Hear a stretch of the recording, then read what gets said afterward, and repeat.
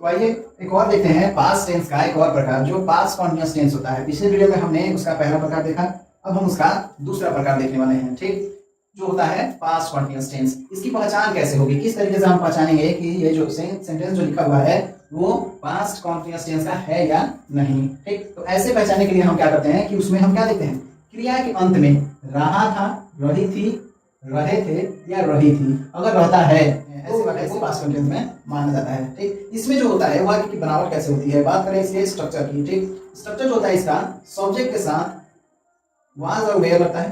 ठीक, दोनों में से कोई एक, उसके बाद वर्ब फोर और ऑब्जेक्ट का प्रयोग किया जाता है कुछ इस तरीके से। अब ये हम इसमें ये भी जान लेते हैं कि वाज किसके साथ लगेगा, वेयर किसके साथ लगेगा।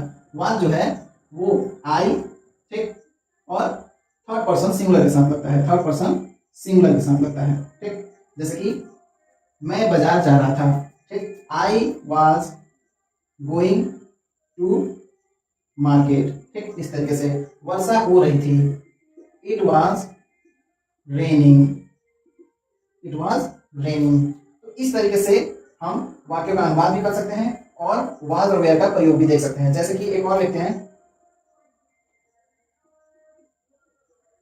तुम घर जा रहे थे।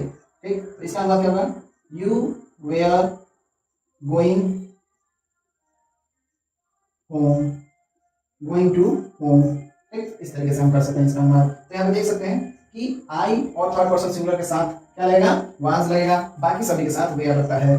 सिंगुलर का मतलब होता है एक वचन, एक वचन। ठीक, एक वचन, ऐसे में क्या होता है कि उसमें वाज लगता है। ठीक, थर्ड पर्सन में क्या आता है, ही, सी, इट और किसी का नाम आता है। इस तरीके से हम इसका पहचान, इसका स्ट्रक्चर और इसका एग्जाम्पल कुछ देख सकते हैं और आसानी से इसका अनुवाद भी कर सकते हैं और आसानी से समझ भी सकते हैं। पास्ट कॉन्टिन्यूअस टेंस का स्ट्रक्चर वो भी according to the sentence type. Sentence type के अनुसार हम क्या जानेंगे, उसका स्ट्रक्चर। जैसे कि पहला टाइप है अफर्मेटिव सेंटेंस। अफर्मेटिव सेंटेंस में इसका स्ट्रक्चर जो होता है वो होता है subject, was, were, verb four और ऑब्जेक्ट होता है। ठीक, सब्जेक्ट, वाज, वेयर और वर्ब फोर ऑब्जेक्ट होता है।